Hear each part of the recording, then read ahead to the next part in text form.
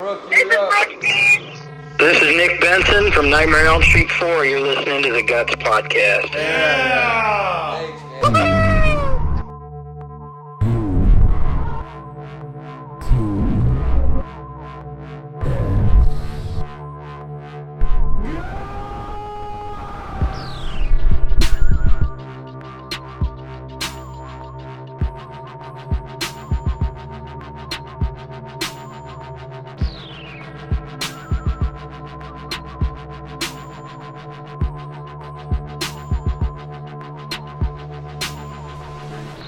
Hey! Welcome to G.U.T.S podcast. It's Zano the Vision. What's up? It's your boy Space Viking. Low-key has me in the back seat, the place to be, motherfucker. Hey, we got a dope ass. We kind of like a sort of live roll. We doing something new and fresh, a rolling podcast, man. Yeah. Ever done some Really. shit like that? We're in the car. I don't know if nobody's fucking with us. We're in the Cadillac We in the Cadillac Cadillac bar. bar. Shout out to Cadillac bar. Fuck spare ribs, pizza tolas with your nasty ass barbecue. Yeah, I said it. Yeah, I said it. yeah. Fuck you, pizzatolas. I like how you I feel like call I'm that pizzatolas. I don't care what it is. It's pizza I feel like I'm in a And fucking shout Quentin out- Tarantino movie. Shout out to the No. prostitutes walking up and down Ooh. Shepherd Boulevard. Oh Say, my girl. God, they want saltgrass in their ass. She better watch out. She thinks she got some. I give her some. Everybody's carved Better up. wash her We're hands. feeling Them- good. Them high heels better come back like slippers when we done I'm all with your cranked ass. up on them quesadillas. Oh. Quesadilla. Hey, shout out to that goddamn Uh, Louisiana enchilada they feed you in there. Man, that shit is fire. Yeah. so welcome to Guts. We have a fucking awesome interview for y'all. Sick. We kind interview, of killed man. it. I ain't gonna lie. We kind of killed it on this one, y'all. Hey, this shit is sick, man. It was dope. We had some exclusives.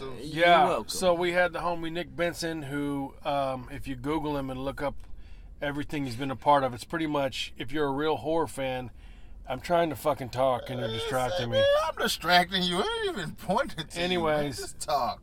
You know what? Just talk. You know what? Fuck you, man. Just talk, man. God damn it. This dude's done everything. So Friday he's the been 13th. on, he's been on fucking he worked on The Blob. He did, so he's a special effects guy. Friday and he's the worked 13th on, Part 4. That's the one. no, Yeah. no, I mean, Nightmare on Elm Nightmare Street. on Elm Street You 4. fucking idiot. You just messing up the You guy. stupid As moron. performances. Showing memes to So motherfuckers. anyways, Put the phone up. Nightmare Put the on phone Elm up. Street It's Part I love 4. memes. Professional. It's Mimi's. I'm trying to get out of here at some point tonight. So No, we're not. We watching hookers. Nightmare on Elm Street Part 4, The Dream Master is Fuck what we yeah. discussed because he also brought surprise guest Brook Yeah. Theiss. Brook Theiss. Theiss. Thanks for that. No, Brook silent- Theiss. Silent talk. Yeah, Brook Theiss, who haunts my dreams. To this day, she was the lady, the beautiful lady who Stumped the Freddy roaches. turned into a cockroach in The Dream Master in Nightmare Part 4. So, Otherwise known as Little Miss Ruin Your Sheets. Hey. otherwise known as Baby. So, anyways, she is a doll. Nick is fucking awesome for doing the interview. Yeah, Dope, super man. cool That was people, super man. shit cool. But Really Google him though, and check out and go. You know, he's going to be in the a cool Las Vegas HorrorCon Day of the Dead coming up in June. Google him though, and really see what he's done. It's crazy, his body of work, man. He is awesome, and he's a friend of the show, and we really want to thank them again. Yeah, man. I didn't even know what to say to him. I was just like, "Hey, But that's a shirt you can make. I just say, Yeah, I said like 25 times. But anyways, hope y'all liked the interview, man. I was just me going, and Brook is so cool. So Brook Theiss, Brook Theiss. not Theiss. I don't know why I can't read or spell today, but yeah, Brook Theiss. She's the best. Did you just correct him Yeah. and say the wrong thing? Twice. Yeah, What's probably. that? Double up. Look, Brooke knows that I'm genuine and I love her. I'm not too bright. I don't know what to fucking tell you. Damn it. Okay. To be aware is to be alive, Yeah, motherfucker. we need Hey, to pull up. you know what? When you're sitting in an AA room when you're 14 years old, you probably don't have your shit together. You should have put money in the basket. Okay. Well, That brings I dreams. shoulda, coulda, woulda did a lot of goddamn things around That here. brings dreams. And you know what? Everyone's feeling the queso. I can tell because people walk around here with the smart mouth. Man, so just get to the point. So, digress anyways. for my compadres. Yeah. What are we doing? So, anyways, hope y'all check out the interview. We talk about Nose 4, as the kids are calling it. I know, right? She calls it Nightmare. Nightmare 4. Nose 4. It was cool to talk to them. Anyways, hope y'all like it. Much love. Black Luke Lee. I'm just making up words. You got the shoes of the week for me, cuz? Okay. This is Zano the Vision. Shoes of the week. Hey, Shoes of the week. That boy hit him with that. That boy hit him with the hot boys, huh? So this is Zano the Vision with Shoes of the Week. I had to dig not too deep into the vault, but I brought out an old classic, that ATX. If y'all can find them in neon, my boy West Size 14. Shout out to Active Athlete Home Clark. Shout out to Nice Kicks in Austin. Shout out to Active Athlete on Cullen. And shout out to this new badass spot called The Arena, man. On Shepherd, I think it is. Out here? Yeah, it's out in Houston, man. It's right there on Shepherd. New open store. Go check them out. Them boys dope as fuck. But what man, you got there? Let me see that. Man, I got this bad motherfucker, man. The AirTech. The Nike AirTech Challenge 2, the Hot Lavas. If you don't really know the name of them, everybody back in the days used to say you got on them Andre Agassi's, man. Oh, so yeah. this Nike AirTech Challenge 2 made its debut in 1990 and returned to its roots over 2 decades later in the original Hot Lava colorway. Arriving in legendary form, the tennis silhouette has designed to meet high demands of tournament play. You know what? Now they say that, you think about it, did people ever get put on Agassi's and be like, I think I could play tennis? Like, when you used to put on Jordans, be like, I think I could jump high. Yeah, I did. That's dope, then. That's real life. So it's a superior durability, flexible cushion. It's coming back out, man. It hasn't been dropped in over 2 decades, like they said. They come with the Hot Lava swoosh. As you can see, they're going to have it on. Right now, we on Kicks on Fire. You can buy them now, which is crazy, at $260. If you want to be the first one to get them, matter of fact, they dropped yesterday, May 24th. You know what I'm saying? So if you look online, you can get them, but they like $130, man, which is not bad. That's a pretty reasonable shoe nowadays. Badass shoe, man. It's cold, man. Agassi was the man back in the days. I think he was one of the last Americans. Were they real Andre? Were they really made for Andre Agassi? Yeah, they was made for Andre Agassi, bro. That was his shoe. He had he was running commercials like damn near like the Bo Nose commercial come on, and then Andre Agassi commercial come on. And one time I think they put both of them boys together.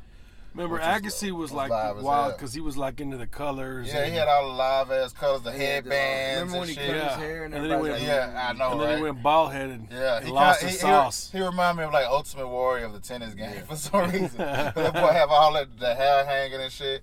Dope ass shoe, man. It's like I say, man, if you can get in the Hot Lava color, it looks throw, man. Right now, it's really popping when I look at it, and they got another silhouette that's like a lime slime green. That's what my boy ATX is looking for right now as we speak. So, who designed these? Is it the same old boy that you always talk about? Nah, it's not Tinker. It's not Tinker. But you know what? Damn. Tinker might have had something to do. He works with Nike, but I don't think he had any. I don't know if he had anything to do with it. And just for people that's not sneakerheads, so the color of the shoe and like what this part's orange. It's called a colorway. It's called what you talking about? The way the shoe is designed, or the way the color? No, it's actually they call it Hot Lava. But no, I'm talking about the way it's colored. That's what you mean when you say the colorway. That means the colorway. Yeah, like the Hot Lava Nike check. So the lime green is basically wherever part of the Hot Lava is at. That it'll be lime green on the other shoe. A lot of people don't know what the fuck you're talking about. The colorway, baby. Google it and look up Urban Dictionary for the colorway. Google's your friend. Google's your friend, bro. But that's Zano's shoes of the week, man. Go check it out. We might have them on our feet pretty soon. I'd rock the shit out of that. Yeah, man. It's thorough, man. You could actually. It's a clean ass shoe, man. Step out of my Adidas hole. It's a clean ass shoe, man. And what's dope, man, like I say, man, a lot of people dig when Nike start putting Nike Air on back everything. Yeah, they kind of draw your attention to how Jordan did his, which is pretty dope. But this ain't no shoe pick of the week. Hey, sweetie. Damn, girl. You do 3 for 80? Hell yeah. Hey, you goddamn whore. Put that thing away. Hey, should we do this whole thing over again? No. Wow. This shit is awesome. Okay, no, I'm talking about the... No. Okay. Oh, man, what is going on? God. Spare Hey, you know what? rib sign. Fuck you, goddamn asshole! what, Spare girl? rib sign. Make it 2 for $40. This motherfucker's out. And we can pull up You know the what? back of this damn So that brings us to fuckery, okay? fuckery with Space Viking. Fuckery with Space Viking. Hey, can I get a... Ooh, I've been eating queso. fucking fill of those quesadillas. This is so wild. So, Yeah. anyways, I can't wait to hear what you got for this the shit. Space Viking fuckery pick is actually kind of a respected one this week. I watched Toxic Avenger. Fuck And yeah. the Toxic A Avenger, lot of people love it started as fuckery because it's trauma movie, you know, but it's definitely like my favorite trauma movie, and Marvel did a damn comic of it. But Toxic Avengers live, dude. That this is one of the fuckery picks I would really strongly suggest people go watch if you haven't seen it. 80s joint, and it's just exploitation at its finest, and it's very entertaining, and it's about like, you know, like you got like your rich preppy people that belong to a gym and they're just assholes and they like to run over kids for fun, and then they pick on people and then they bully this guy and he has to jump into or they set him up to act like he's fucking a lamb or something, and then they turn the lights on and then they chase him down the street, and then he jumps into this toxic waste, and then he becomes this big strong toxic Avenger, and this blind chick can't see, so she's kind of hot, and then like he dongs the blind chick, and like it's dope, and he's fucking people up left and right. He pulls this guy's arm off, he puts this guy's hands in a fryer. It's the type of shit that really makes you want to like. They had some It's a feel good. It's the feel good story of the summer. I'm calling it right now. Within the next 3 years, I bet there's another remake because they're doing Swamp Thing right now. Oh yeah, that looks Swamp Thing live, don't- bro. Hey, man, But I ain't bet gonna lie. they do a Toxic Avenger. Hey, that's- if Trauma sells the idea and sells the rights, I guarantee someone Hey does. man, I ain't gonna lie. Toxic Avenger had some of the wildest kills, bro. Yeah. He put the dude That's kinda hand what into they're like known for. he put the dude hand into like the grease fire, and Yeah. man, that shit was wild. That's kind of what they're known for. Is kind of being out there. you Yeah. know? It's pretty dope, man. They remake it. I wouldn't be mad at them. Yeah, and the homie Nick Benson just hit me up. Both books are available through Hellbound Horror Collectibles at www.hellboundhorror.com. Hell yeah. They're on Facebook and Instagram as well at Hellbound_HHC. So y'all go check out the homie Nick Benson's books and merchandise. Dude All my new really collectible line will be exclusive with them. The dude is really like what I could explain. The only way I can explain his work is just high quality, old school Hollywood. Put the work in, the fucking elbow grease, the blood, sweat, and tears to come out with a good product, man. Yeah, man. He's Really. just a product of that generation, Yeah. you know what I'm saying? Of like hard-working motherfuckers that do what they love, man. So, and it kind of came across in the conversation, as you motherfuckers will see, you know? Yep. And with that, man, we got to go. I'm in this parking lot. The police is coming. This hooker just got attacked by a stray cat. Oh shit. She fighting that cat though. That cat I fighting think her. the cat want their money. Oh shit! All right, I gotta go. All right, I love y'all to death, and now we leave y'all with. Oh, Nick Benson and Brook Theiss. Yeah. Peace. I'm even wearing the shirt, man. Hell yeah. we saw that earlier. We love that shit. And was Yeah, bro, we are so fucking so stoked to talk to y'all, man. I'm kind of having like a mini, like anxiety attack. yeah, like my butthole's kind of in my throat right now. So yeah, I'm super stoked to talk to y'all. For the listeners at home, we got Nick Benson, Brook Theiss. They were a part of Nightmare on Elm Street Part 4, The Dream Master. Fuck yeah. And they've done tons of other stuff, and go Google them. They're the shit. But thanks, guys, for coming on the show. We really appreciate it. Absolutely. So, I mean, so much to talk about. So much. So much to discuss. We're kind of like, I mean, we're goons, right? So we're not like the over-analytical type podcast where, like, I can remember people's names and stuff. But I will say that I have... Freddy Krueger tattooed all over my body. So that just lets you know how important these movies are to us. Yeah. Wow. That's so cool. We got the silhouette. I got the silhouette on my arm, and I got the 1428 door on my arm also. Yeah. So just thanks again for coming on. So, first of all, Brook, not to make it weird, but hello, Dreamweaver. And sorry, I had to. My 10-year-old self made me do that because That's so cute. you kind of helped bring me from a boy into a man. If you know what I'm saying. I'll kill all cockroaches for you, baby. Yeah, I will murk a cockroach right now in its sleep for you. And hold them hostage. So I just want to. I'm just kind of freaking out. Anyways, but let's get to y'all.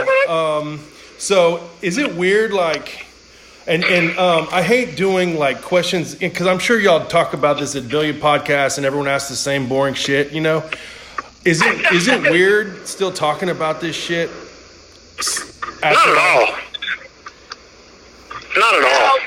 No, you know, the funny thing is I think the cast, we all feel this way, and I'm sure all the crew does. It's kind of really cool to be part of pop culture. You know, it's iconic and it's cool, and it's something that you just get lucky or you don't. And so it's really kind of a feather in all of our cap. I think we all just were in the right place at the right time, and so to be part of pop culture is the bomb.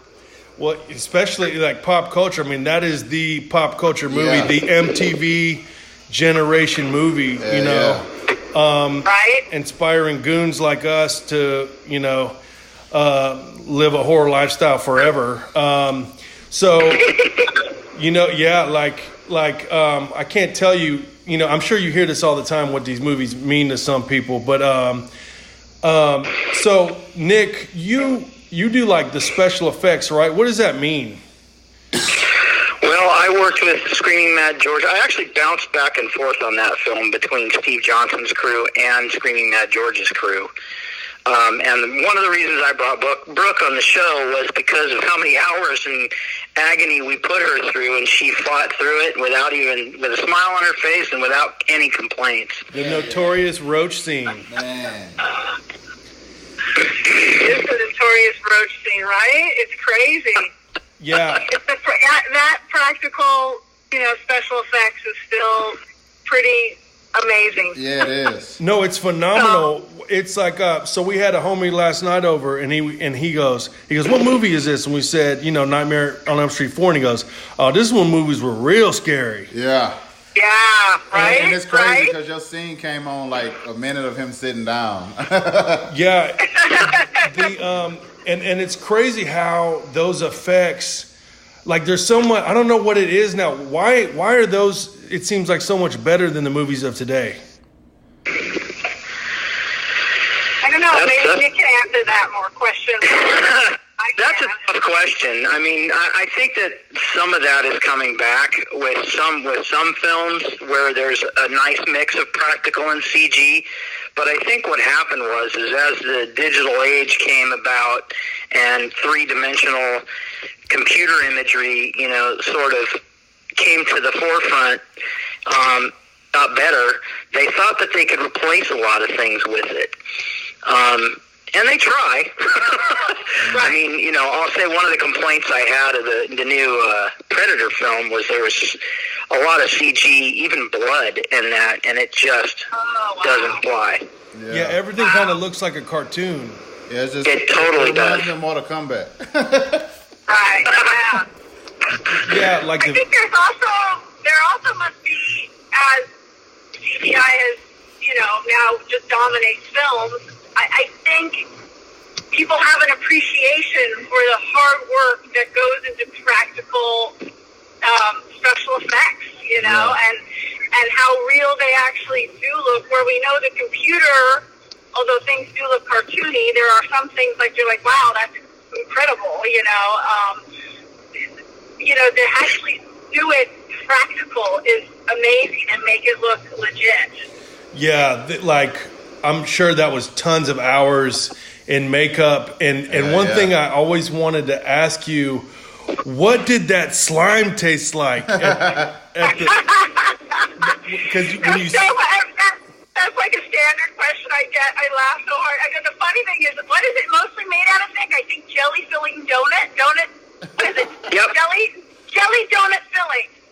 Yeah, basically the food thickener that makes the filling for jelly donuts and apple pies and shit like that. Hell yeah. That's so rad. So Brooke. No, I could have eaten it. They just didn't want me to inhale it. So Brooke, was it written in the script, or did they kind of like ask you, was that a phobia of yours, or it was automatic like written in the script like this? No, it was all scripted. So I was like, man, I was like, Ray need to have you on a commercial or something, man. I know. The funny thing is too, is like, I'm like a total tomboy, so bugs, all that stuff doesn't bother me. I love rodents. I have pocket pets, but I hate cockroaches. I truly hate cockroaches, but I don't know who likes a cockroach. So. Yeah, really. The another like a huge part of that movie, Nick. I don't know if you were part of this part, but I couldn't eat I couldn't eat sausage pizza until I was like 18. Well, that whole sequence was done by John Beekler, and he actually just passed away. I just heard that. Yeah. So that's kind of neat that you appreciate that and brought that up, because John was actually one of the people in the effects realm that gave a lot of effects artists their first jobs. And that man was just a very good man, and he was very into horror, very into effects, and taught us a lot. Yeah. Wow, that's so cool. R.I.P. Wasn't man. it a Brussels sprout that Robert ate? Nick, do you know? Yes. It was a Brussels. Yes, as I recall, it was a Brussels sprout. Yeah, that scene is like still. I was just like, oh. Yeah, I know, right? Just make you cringe. So did y'all grow up like us and just like always love horror, or did y'all just kind of get into it? You know, like your job is a 9 to 5, and you just kind of got into it, and then you just liked it after that. For me, I kind of fell into it. My mother was with Universal Pictures for 25 or 30 years, and I kind of grew up in it. I grew up in the industry. I had a stepfather that was an editor, and my mom worked for Universal Pictures, and I was on and off of sets and lots for most of my childhood. And it's sort of a bug that kind of takes a hold of you. And being that my mom was with Universal, I had a lot of exposure early on to the Universal monsters, so they're, of course, my favorites. Oh, yeah. So it was kind of bred in me, I think. And then, when I graduated high school, I had an opportunity to become an apprentice editor with my stepfather, which I jumped at. And from there, I was playing in a couple of different bands, and the bands I was in were very theatrical and weird. And, one day I actually wound up roommates with Steve Johnson, so I was roommates with him. Oh, wow. And he saw the kind of stuff I was doing with the bands, and he was like, hey, why don't you come make Rubber Monsters with me? And I was like, oh, yeah, no problem.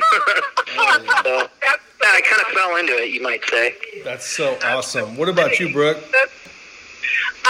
Well, I mean, being an actor, you just, whatever, like, you get a job, you're like, you're so stoked. So you don't care what genre it is, but I personally happen to be a huge horror fan. Yeah, My brother was a huge horror fan. He was 4 years older than me, and then he had all, like, the books of all the classic horror films, and I remember I would scroll through them, and it was, so I think he kind of introduced me to horror, and then I loved horror ever since. And the scariest movie I've ever seen at the moment, at that time, and for my age, was Nightmare, the original Nightmare. No doubt. Yeah. Yeah, the original, all of them. I mean, they just mean so much to people like us. It's crazy. The kids. The adults don't trust the kids don't trust the adults. It's like adults versus the kids. You're not listening to me type of thing. Yeah. And you know, for goons like us, man, that is a very real thing. And I just like the whole Nightmare series. I just can't, you know, like I just can't go on enough about it. But it's like you talk to anybody. We were just talking with a guy earlier on the podcast, like what movie really got to you as a kid? Yeah. And every answer is always Freddy. Yeah, I'll tell you, Robert really made that whole franchise just completely iconic. If it weren't, I really truly feel in my heart of hearts that Robert really made that whole franchise. Now we were lucky enough to work with him and be around him, and he's a great guy. Even though I did accidentally stab him in the neck. Oh shit! You know, how did that happen? Oh, that happened in Freddy's death sequence in 4. You see all the souls coming out of him. Yeah. The shoulder, the one coming out of his shoulder. We were shooting that sequence, and he's of course screaming because souls are coming out of him. Mm-hmm. But actually, what happened was one of the armature wires in the fingers of that little puppet had popped through the foam and was actually stabbing him in the neck while I was puppeteering it and we were shooting, and he wound up having to scream cut because I was actually stabbing him. That's crazy, dude. That's nuts. So you almost killed Freddy. Yeah. So I'm probably the only guy that's ever been able to stab Freddy and live. So, Brook, like you said, the first Nightmare really, got to you as a fan. What's it like going to be in a Nightmare movie when you've already, it's part 4. So, I mean, at that point, Freddy was huge, man. Freddy's a pop culture icon. And how does that, what's the pressure like? Are you like, oh shit, I'm calling on my friends, or how does that feel? Yeah, I mean, the truth of the matter is I was on a show called Just the 10 of Us, and I was working with Heather Langenkamp. She plays my sister, and then also Joanne Willette, who's in number 2. She's in the bus scene in the very beginning. So it was kind of like just really fun and exciting because it was like almost all 4 of the teenage girls were in a Nightmare movie. So, yeah, I was excited to do one of the Nightmare movies, totally. Pressure, I think, in general, there's always pressure, so I was just probably terrified of, doing a bad job.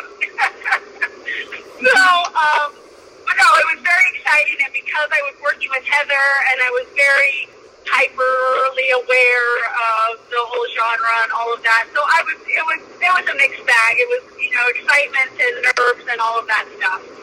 And then life changes right after that. Yeah. Right. Yeah, and then all of a sudden you're in the biggest pop culture movie in the world, and everyone knows who you are. Is that weird? Crazy. Weird to be the highest grossing movie. And again, Penny Harlan, I applaud for that because his music and his vision for Nightmare 4 was vastly different than anybody else's, and the way he brought us all together, all the kids in the movie, and we were all like friends before the first day shooting, and it really plays on camera, and you can really tell that we are already friends. Yeah. He did all of that. Like, he had us over for barbecues and all kinds of stuff before we started shooting, several times. We wanted to ask the junkyard scene. Like, where was that? Was that a real junkyard or was that studio set? Yeah, no, it was a real junkyard, and that's something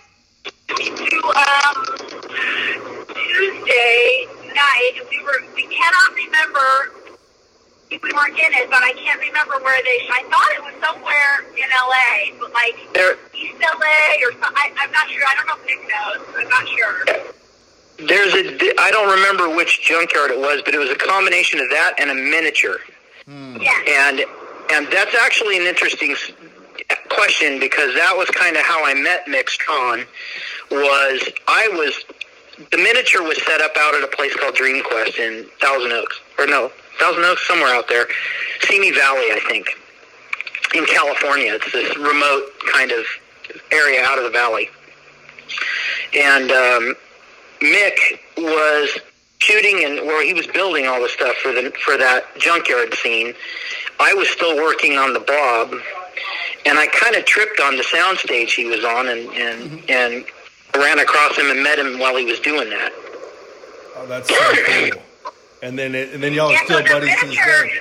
Is the miniature, I'm sorry to cut you guys off, is the miniature like mixed in that whole scene, or is it when they pull out and you see that whole... As they're pulling out with the camera and it gets bigger and bigger and off the globe, that's the miniature, yeah. That's the miniature. So cool. Very cool. So Nick, Yeah, and it's interesting because that was a very, very engineered scene, and Mick really was behind all of that. Yeah. he did a lot of the stuff in the real junkyard, and then all of the miniature stuff. He engineered all of it. Hey Nick, I wanted to ask, so with a movie that is so big on effects and has so much cool shit in it, and it kind of like is the driver of the movie, you can't wait for the next scene to come up, you know, because you can't wait to literally lay eyes on what's about to happen on the screen. How big is the effects team for a movie like that, for something like that? Well, you're asking about one of the largest. That's what there was actually the effects teams were huge. There were probably, I think, 6 to 7 different shops. John Beekler's, Screaming Mad George, Steve Johnson, they were all doing different sequences, and you know, thanks to Rennie and guys like Mick, they recruited all these guys that had expertise in different areas and had, you know, their sort of, you know, their sort of art direction. He was really good at figuring out who would be the best at what, and you know, just jumping back and forth between the two shops of Steve's and George's, it was just amazing to see the teamwork that went into it. And we were all talking to each other. We were all helping each other when stuff didn't work. It was pretty cool. Yeah, man, and that's what a lot of people don't realize when it's. Imagine when it's delegated like that, where it's like, okay, we're just not gonna make a bunch of cool shit. Look, here's this fucking demon. Go make this demon. You got 6 days to do it. It turns into people don't realize what kind of work it really is. It really is a lot of sweat and long hours and deadlines and stuff like that. And it's really, really commendable. Like, it's really, really cool to be able to turn something like that into a job, you know? Yeah. It's really, really awesome. So, what are you working on next? I mean, what are you guys into now? I'm not working currently in the business, so I'm doing my own thing, which is not in the movies. I have a real job. Are you doing the convention circuit at all? Yeah, I still do conventions. I probably try to get out about once to twice a year, depending on where it's being held and stuff. So yeah, I still definitely make the conventions, and then I just do projects. If they land on my desk and somebody wants to, have me in the film, then I'll do it. But other than that, I'm not in the industry right now currently. How is that kind of like scary, or I don't know, like when a big weirdo like me comes up to you and like starts singing to you? No, not at all. You know what, I have to say that the horror fans are the best fans in the world. You guys are fun and respectful, and I have to say, like, when I first did one of the cons, I was like, my son wanted to go, and I was like, well, and he was young, and I was like, I don't know, like, I don't know what kind of vibe the people are gonna, what it's gonna be. And then after I did my first con, I was like, oh my gosh, these people are amazing. They embrace us, so I'm very used to it, and I actually love it and adore it, and I love to hear the stories of why you like Nightmare 4 so much, and why the horror genre and all of that is, your thing. Kind of cool. That's so cool. Yeah, I mean, I'm just, it's really an escape. I like, not to like make this about me or anything, but more about me. But no, What about about you? Yeah, well, I was just He's a Pisces. I'm a Pisces, and I'm not afraid to cry. But I love it. I grew up, I had kind of a rough time, and I was in like 10 different institutions before I was 21, and so those Freddy movies really hit home with me, especially like 3 and 4, when they're in the institution, and it was just like, the kids were like I said before, the kids versus the adults. The adults aren't believing these kids, like, no, man, you don't know what's going on, and it's they're not listening, and the parents aren't listening, so it's kind of like these movies like are a total escape from, like to me, horror is my total escape. The real world is what was kind of shitty, and so just when like right now, just talking to y'all, like I'm just that y'all were a part of this, and me knowing who y'all are and stuff. It's like I'm really living my dream right now talking to y'all, and I really appreciate y'all's time and coming on. That's so cool. Yeah, it's really cool to hear your story, and I tell you, it's interesting how the Nightmare Gang they were friends to people who were lost. I have so many guys come up to me that were, not, in the closet and gay, and they would come home and they were like, we were their friends, and they watched the movie like every day, and it was their connection. And so it's really kind of cool to hear what your connection is, and it seems to always be similar. So thanks for sharing that story. I appreciate that. Big Nick, I know you got like tons of stuff going on, and you were, besides, Nightmare 4, you've been a part of some of like these huge movies for me, and like everyone just go use Google, because he's done like every movie that pretty much, is responsible for the cool artwork on my body. I know you got like a bunch of cool, like you have the Day of the Dead thing coming up. Yeah, Days of the Dead. Days of the Dead is now this is a new one for them. They're doing one in Vegas, so it's a pretty big show. They have a lot of great guests. I am a guest as well, but I am going to be in Hellbound Horror Collectibles booth. Yeah. I'm working very closely with them. Jim is actually sitting across from me right now, the owner of Hellbound Horror. And we're working on some new collectibles together that I've designed. And we're going to be releasing them at Days of the Dead. And then on the 22nd, we're doing Replicon in California. And we'll have some more fun stuff there to frighten everybody with. What up, Jim? Yeah, that's dope. And everyone should go online. And where can everyone find you, Nick, online?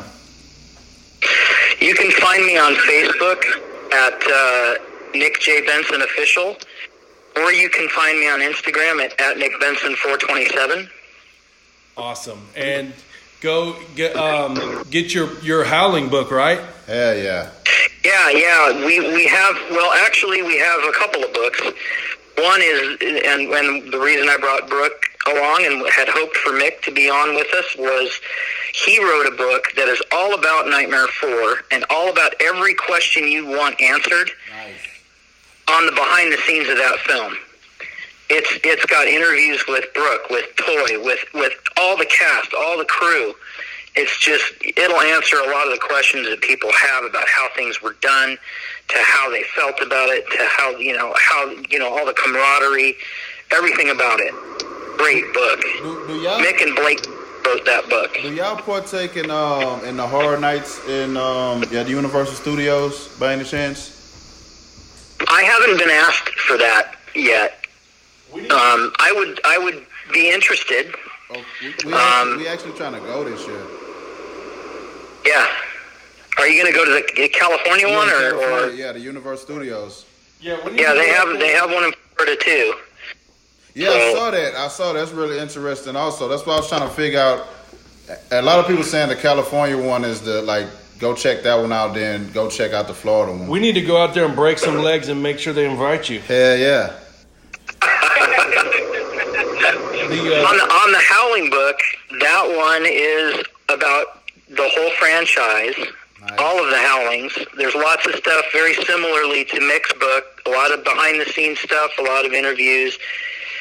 All of both books are actually available through Hellbound Horror on their website. You can get both of those through them. That's dope.